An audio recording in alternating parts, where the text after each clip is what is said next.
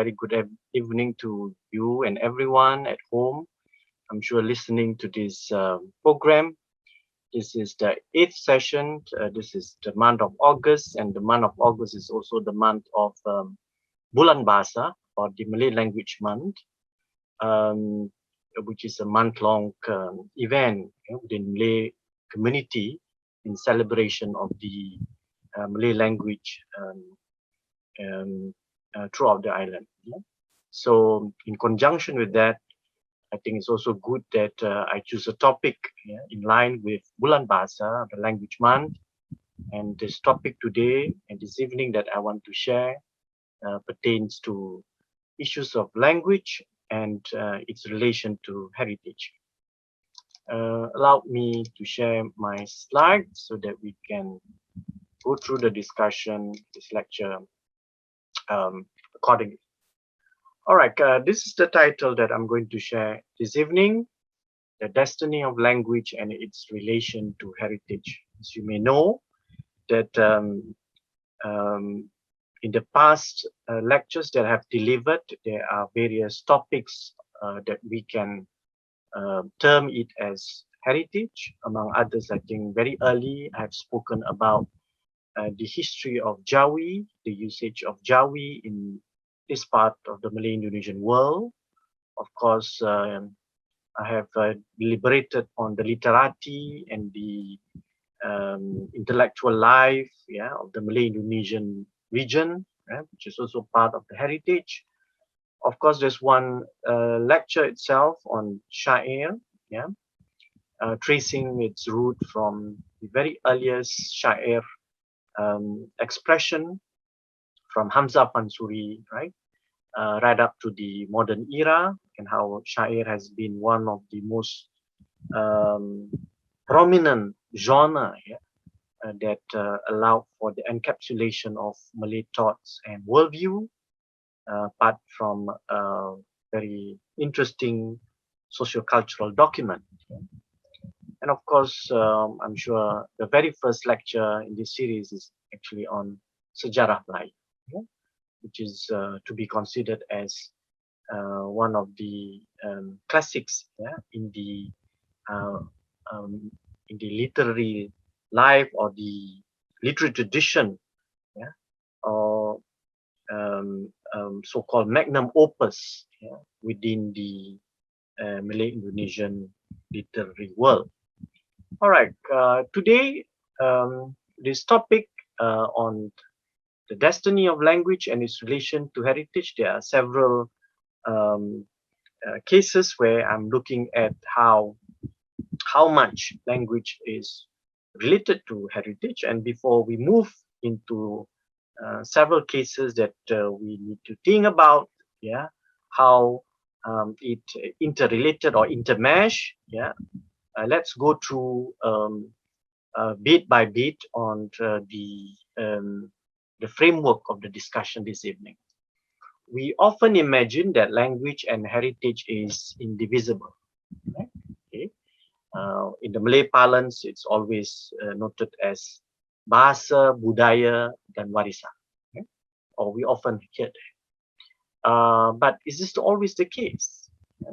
More so when I think the consciousness of having a heritage, it's actually in a sense that it's a rather recent construction. Right? I mean, in the past, people do not call it warisan or heritage. They might want to call it adat resam, something which is a customary act, practices that be handed down from one generation to generation. But the term warisan is beyond the adat practices. It encompasses many things, not just about the adat practices. So there is a nuanced meaning to this. The dynamism of language is attributed, of course, to various factors, and language is one of them.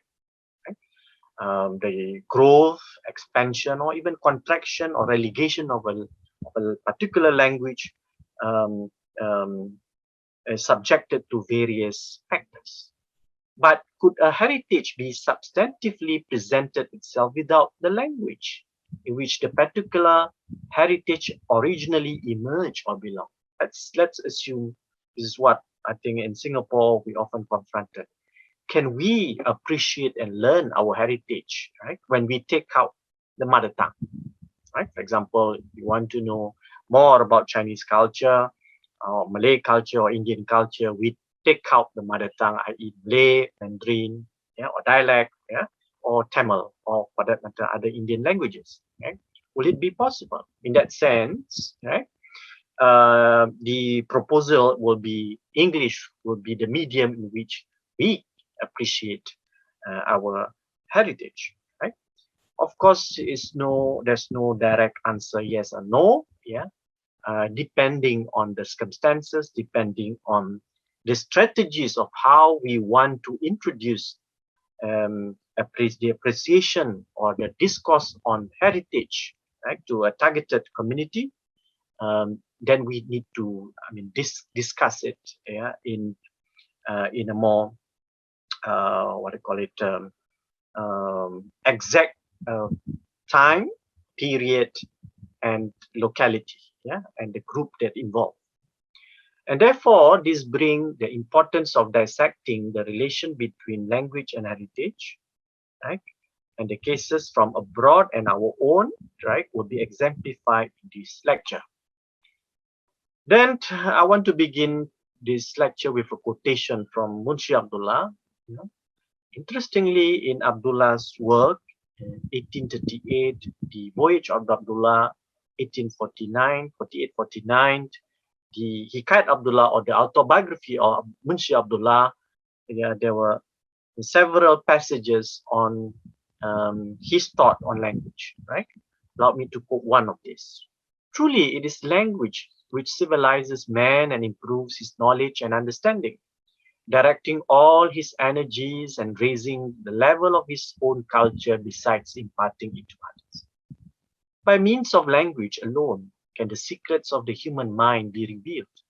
A great nation necessarily has a fine language, and in this case, Abdullah was, of course, admiring the Europeans, right, of developing their language and therefore able to develop their intellectual and technological development. Yeah? A great nation necessarily has a fine language in which all matters pertaining to this world and the next can be given expression. Such a nation has words to describe activities and to evoke any kind of concept. It can regulate its life through the medium of language, affording an opportunity for men to gain untold wealth, honor, and power. And such a language is. Abdullah is not a philosopher. Abdullah is a writer.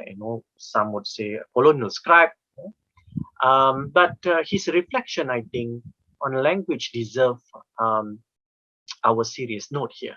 Yeah? Recognizing the power of language to create culture, to create a tradition, and of course a language that is necessary in the what we call today heritage making. So all major languages of the world emerge and develop from a particular cultural tradition, right? Let's say a certain ethnic group, yeah, and thus bearing close connection with the heritage of the people, right? So in this lecture, several postulations that I would like to make. Yeah? One is that there is no heritage without language. Right? That is my position. Right? Secondly, that heritage needs more from language than the reverse. Okay? So I think the kind of the vitality, yeah, of how a heritage can be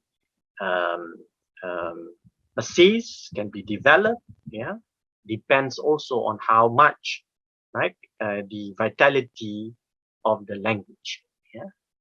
And language can also be considered as heritage, provided that the latter, which is heritage, is a living heritage. Otherwise, right, language, yeah, if we just put it language as heritage, possibly it can be just a kind of a museum item, mummified item, right? which is what we call an ossified language, ossified heritage, which of course will do harm to the language itself, which means the heritage will only, the language as heritage will only become a museum item, right? And it will not allow for the development of the language. So you just want to conserve and preserve, but not about creating, right, the spaces, yeah, for the language to develop. A liberated language, yeah, will give rise to the notion of emancipated heritage. There are heritage that we imagine that we inherited, yeah, not necessarily that all heritage have a same kind of power and efficacy. Some heritage may induce a kind of romantic way of how we understand us and the world today. Yeah? In as much as there are, of course, emancipated heritage in the sense that the heritage that allowed us to think critically and creatively, right, to build a better future. Right? I mean, for example, of how, for example, in some communities, how they read their mythical past, right? Some of which will read as such that it will give rise to kind of a better sense of social justice, whereas others will read the kind of mythical past or the past heritage in a way that it become a more myopic reading of the present, and that is very disturbing and is very dangerous, right? We have seen here today with the rising of rightist, fascist, nationalist, populist version of reading heritage, right? That's where a lot of political conflict, yeah, in the name of securing cultural and religious authenticity. Another point which I think important for us to highlight is actually a colonized language where one can expect a colonized heritage. This is, I think, well discussed, yeah, in many of the writings of a well-known third world thinker, a very important political agitator by the name of Frantz Fanon. Yeah? Fanon had deliberated extensively, I think, on the issues of a colonized language and how much that colonized language, right, will inform, yeah, or condition, yeah, the mind and views and values of those colonized generation of people. Okay, but all right. So what is this all about with destiny of language? I'm inspired by a work of a Russian philosopher by the name of Nikolai Berdyaev, who wrote a very fabulous book with the title "The Destiny of Man." Right? It's actually an existentialist religious philosophy from this Russian philosopher. I take it after reading it, I think, well, let me just think. Of course, I'm nowhere, in the class of Berdyaev, yeah, but it inspired me to frame, yeah, the discussion tonight on the destiny of language. Yeah, and here by that I shall mean the purpose and function of language as medium of culture and communication, right? Which is often we note as linguistic matters. Yeah? The human agency and action and motivation. Yeah, yeah. This is a sociological term.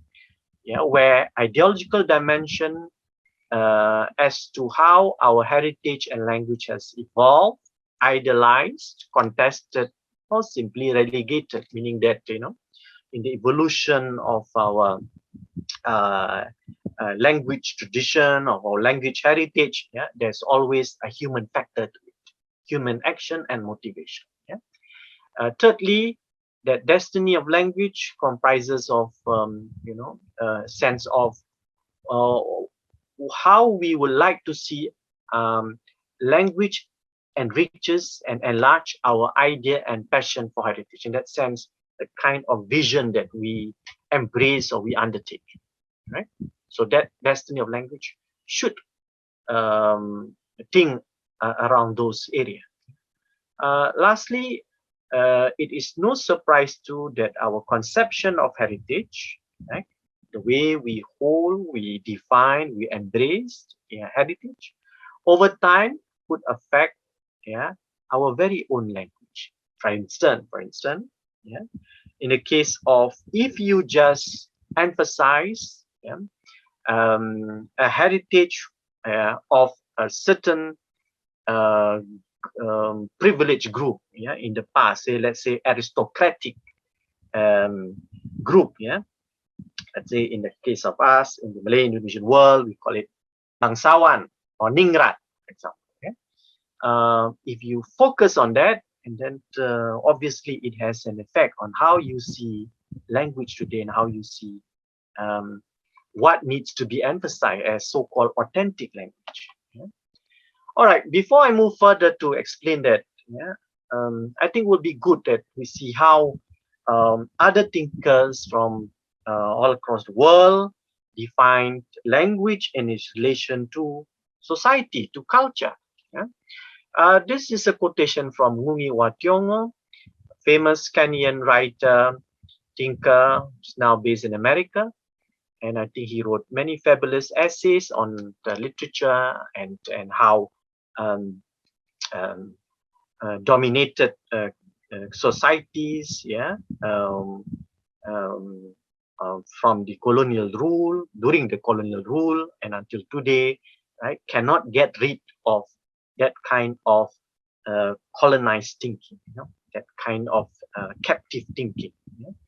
And his book on the decolonizing the mind is a very important work, and this is where I quote. He says this: language carries culture, and culture carries particularly, and culture carries particularly through orature and literature. Orature means the oral tradition, and literature the written tradition. The entire body of values by which we come to perceive ourselves and our place in the world.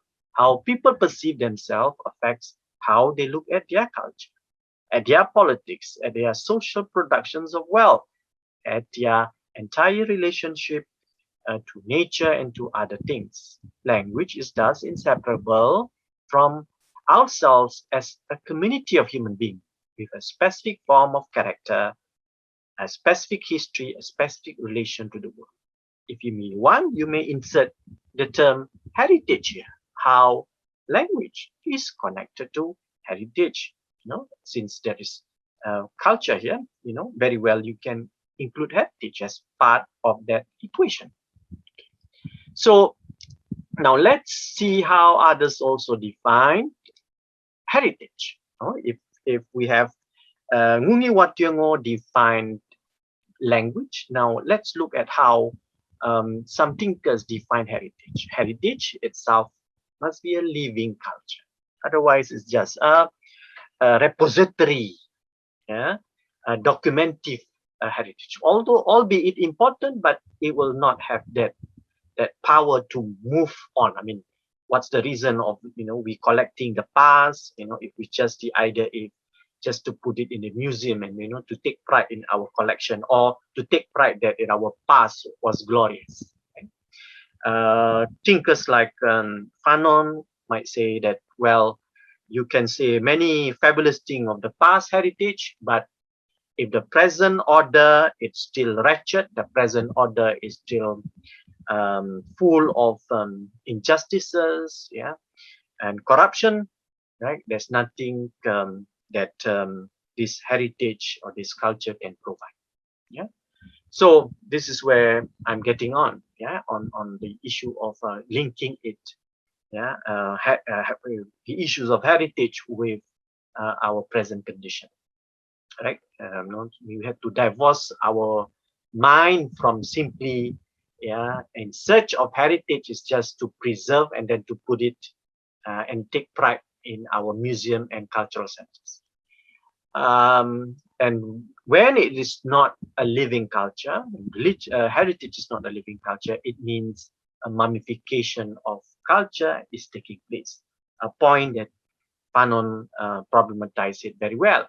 So a sense of heritage has a great historical force, yeah, and by this extent, a humanizing force. societies have, or elites for that fact, have defined heritage in many ways. Yeah, for example, if only feudalistic elements of the past are selected and elevated as heritage, which you can see in many developing countries, yeah, it is no surprise that language and thinking corpus will remain essentially feudalistic, or we may use Said Hussein Alatas terminology, the perpetuation of feudal psychology. Okay? Secondly, if only colonial elements of the past are cherished and revered as heritage, yeah, so we have like kind of colonial hangover. Like anything things colonial we seen as finesse, refined, classic, and elegant. Right? It's nice to be framed in museums and libraries, yeah. But if we don't read it well, we only just admire and venerated it. What happens is that this corpus of ideas and language cannot go beyond a colonized balance. Means we don't have a liberative balance to that, right? To engage those colonial heritage, yeah, and our present order. Leopold Sedar Senghor, yeah, another um, thinker, yeah, yeah, from the what do you call it, the African philosophical tradition, contemporary time, a poet himself, a humanist. In his affiliation, he says this: the cultural heritage is not a dusty monument, a souvenir of past restricted to scholarly elite, but the focus of form of ancestor worship, right, which vitalizes and enriches later generation. Of course, he is a champion of negritude, yeah, the affirmation of the black self, yeah, or the black tradition in the face of a very racist white world. Um, he was promoting the kind of a strong appreciation of the past, yeah, slightly in contradiction, say, to the reading of Fanon or to the reading of Wungi Wationg. All right, but nevertheless, I think this is a point that we make. And now let's come back to this is the theoretical part. Right? You may want to skip, or you can just listen to this. But how now is language a heritage? This is a question that student always ask me, right? And I think language can be seen as, of course, heritage, provided that, as I mentioned earlier, it leads not to the mummification. Language is heritage, fair, you can accept that, but it should not stop there, right? Otherwise, we get trapped with simply preserving and conserving a language. Language cannot be tied, right, to a particular period of time. Language must grow throughout period, centuries, people, nations, and throughout. In many parts of the world, language and culture are often synonymous. No culture and therefore heritage can develop without. That's why you see there is a strong advocation of glorifying or developing the language in order to create um, um, the appreciation of the heritage. For example, very clearly, I mean, it's not possible for the Thais to develop their uh, culture that we from afar, we admire how strong they are in preserving, in projecting their Thai cultural heritage, if the Thais themselves could not develop or take very seriously on their Thai language. Okay, there are some languages in the world that have disappeared from the global linguistic map and almost totally forgotten. We have many cases of such, and I will show later the report made by UNESCO. But in many societies, the moment language dies, the cultural heritage does as well. So that's a reality. While the continuity and efficacy of heritage needs its so-called parent or cultural language, language itself cannot be tied down to heritage. Yeah. So with or without heritage, language will persist. This is a point I think, I mean, whether, I mean, you want to further explore and you want to, yeah. But most importantly, I think we need concrete example to show how this relation between heritage and language takes place. Therefore, allow me now to bring to you, yeah, several, yeah, interesting phenomena that we can see and we can relate, yeah, between that language and heritage dynamics. Let's look at one. There is this presently, I mean, in the past, we know that the Peranakan community, right? There we have the Peranakan, Baba Peranakan, the Chinese Peranakan.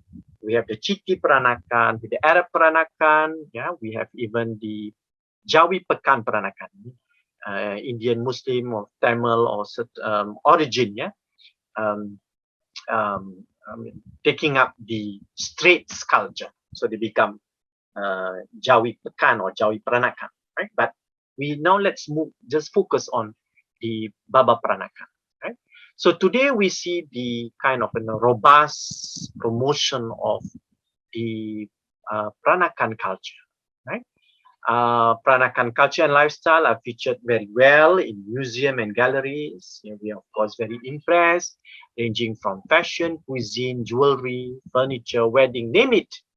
But one area seems missing or less emphasized is actually the language which the Peranakan community has used all along, namely Peranakan Malay, right? Which actually give rise, yeah, to its connectivity with the Straits culture. The Straits, I mean here in the belt of Straits of Malacca. If you want to push it further, right up to the south of Sumatra and of course to the Java, right? I mean, there's a whole belt that you can see as the location for this, the emergence of this Peranakan culture, very colorful and rich tradition.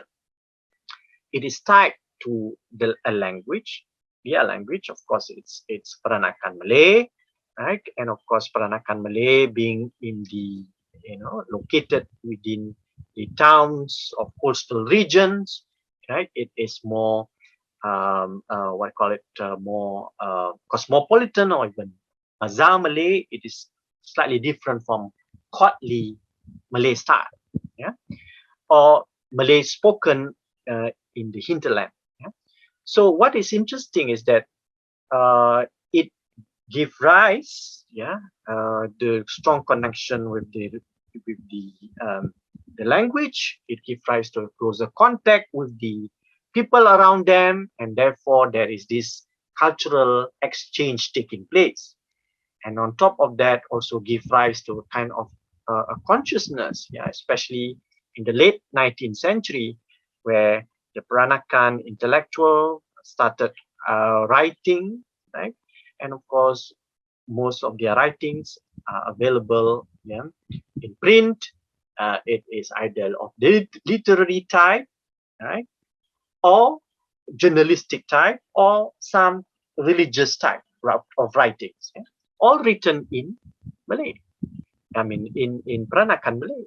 Yeah? So that in itself is one example of the evolutions of the Peranakan, the robustness of this tradition, right?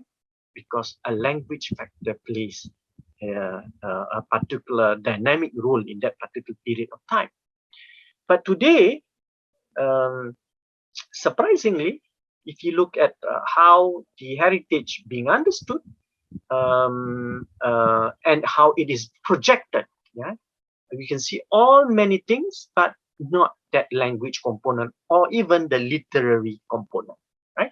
And therefore, it is, the moment, the language, has its diminutive place, right? Then one question that we can ask: will this cultural tradition able to create further? I mean, it can preserve because it has all the resources to preserve it, but can it create, right, a contemporary or the future Peranakan culture, right? So, or heritage, because heritage demands cultural production, and that demands a kind of affinity or affiliation to language. One another case example, let's move on. Let's look at Indonesia.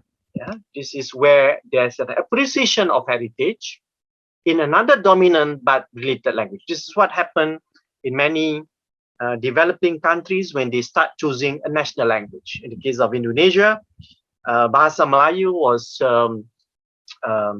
adopted as the language, the language of unity, the language of the new nation to be built, yeah, based on 1928 Sumpah Pemuda, the pledge of the youth. So Malay was elevated, yeah, as the language of unity throughout the archipelago. That was during Dutch colonial rule. Yeah? So when the Indonesian nation became independent, you know, part of its nation in making is of course part of it is the Bahasa Indonesia, right? As a rallying point, yeah, of unity amongst the people of the biggest archipelago in the world, right? Becoming the Republic Indonesia. But what is interesting is that the moment it developed, yeah, from Aceh right up to the Papuan region, right, right up to the you know, to the frontiers of Indonesian archipelagos facing the Pacific Ocean, in fact, yeah. You know how big Indonesia it is, yeah, from the side of Indian Ocean right up to the side of Pacific Ocean. You can see one language that unified them, which is Bahasa Indonesia, developed very well, right? And you can see the uniformity, yeah, of the Indonesian. Of course, there's a diversity of the archipelago, we no doubt, yeah, but the uniformity in the usage of Bahasa Indonesia is actually one of the astounding feature, you know, of this nation. But what is interesting is that many Indonesian belonging to communities like the Javanese, Sundanese, Balinese, Bugis, Batak, Papuan, and all others, yeah, whose mother tongue has never been Bahasa Indonesia, has never been Malay, right? How then they appreciate their traditional culture? How, for example, a Batak from North Sumatra, yeah, uplands of North Sumatra, are able to appreciate their ancestral heritage if they are divorced from their mother tongue, right? The language of their original community, which is the Batak language. Likewise, the Javanese, the Sudanese, and the rest. Yeah. So here we see that the cultural affiliation to their traditional culture and nature, of course, is still strong, but over decades, the attachment to their family's mother tongue is becoming lesser. And one of the significant changes is actually they are not able to give rise to their local literature, right? I mean, this is quite sad too. You know? So you have a uniform language, but it gives rise to a diminutive ethnic language in various regions. Now let's look now to another big neighbors of ours in the north, which is Thailand. Right? So in Thailand, you have a language heritage preserved, but it is largely isolated from social cultural dynamics of the region. I'm referring here to the Malays of southern Thailand. Right? There is over time, over the decades, right? Of course, you know, in the past, the Thai central government in Bangkok imposed a kind of assimilation policy where Thais of various ethnic groups, yeah, should only align to the Thai culture, right? Thai culture as a language, culture, and identity of the people, right? And then therefore, it kind of like affected of course, the local Chinese population, mostly most of them in Bangkok area, the Isan in the north, and of course the Malay population in the southern region. Yeah? if you may read history, you know that there are about 5 sultanates of Malay sultanates in the southern Thai before they were being absorbed into the Thai nation. Yeah. So in southern Thailand they have Malay language, right? Akin to the kind of like say the Kelantanese dialect, yeah. And they largely use the Jawi script. Yeah? If you look at this image here, you can see here you have the first line, which is in Thai script, and then we have Bilik Sembahyang, which is of course it is kind of like a phonetic spelling, yeah, for the word praying room, yeah, and of course that one is in Jawi, right? There is Romanized Malay and it's in Jawi. But why is that so? Right. So here we see that the recent liberalization saw the usage of Malay language in Jawi script used in public school, and I'm talking here about southern, yeah. I'm not talking about other parts of Thailand, right? So if you go to Hat Yai, you know, you go to the railway station, then you can see, posters, yeah, or signboard, yeah, that has Jawi script. And here and that's Hadia, yeah. And what more, yeah, in the majority Malay majority areas, yeah, in Thailand. So the enthusiasm to restore Malay language is of course very high, but what is interesting really is that the rest of Nusantara, which is the Malay Indonesian world, which covers Malaysia, Indonesia, Singapore, Brunei, yeah, are largely, yeah, using Malay with the Romanized script. We call it Melayu Rumi. Rumi means Romanized. Yeah? So on the one hand, there are this euphoria, yeah, to promote the Malay language, but they adopt the usage of the Jawi. But what is a problem later on is that where do you want to find, yeah, enough reading materials, right, to support this growing interest for Malay? Yeah, so that is quite interesting. Where do you want to get that? Yeah? So, of course, they said that, well, if Dewan Bahasa, Pustaka of Malaysia, based in Kuala Lumpur, can help, but there's also a limited production of Malay in Jawi script.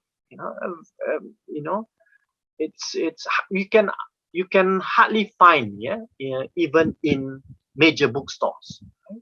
So this is a reality. So in a sense that they want to preserve, but the neighbors around them has already moved on to another script, and that's a reality. That's a challenge for them. Okay.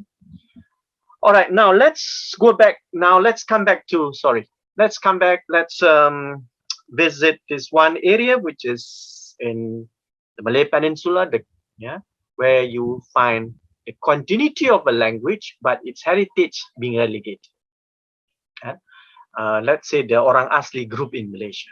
The Malay-speaking Orang Laut in Johor, who are largely keep their language, who keep their language, but due to infiltration of modernization, could not maintain and preserve their cultural heritage, often losing their crafts, weaving, dance, and ornaments. Meaning that this is quite strange too. They able to preserve in that sense, yeah, because of some affinity to their language, to the Malay language, yeah, but they could not maintain their cultural heritage, meaning what we call their adats, yeah, their customary practices, yeah, they are not able because of factor of modernization, yeah, factors of the young migrating to cities, yeah. So in a way, this is also another sad episode, yeah. So the moment you lost that part, yeah, and also of course, minorities like this with lesser economic resources, and also with no political power, right? The kind of psychological timidity, yeah, is not uncommon, and therefore the young one may not want to identify their cultural heritage, which may be deemed as lesser or inferior, right? So this is another problem, in this kind of situation, right? Then let's move on to another example, very far away, all the way to the American continent. We see death of language and the demise of heritage, right? Which took place in many minority communities. This tragic and unfortunate situation happened throughout the world, especially that being disseminated by colonialism, modern nation state, and of course corporate intrusion. The American Indian tribes in North America would be a good example. They are not only annihilated, their culture being disrupted, but of course one of the very important dimension is that they cannot retain their language because of forced assimilation. And this is also happening to the Australian Aborigines. Okay? So this is another unfortunate episode in human history. So this is one example of, if let's say we look at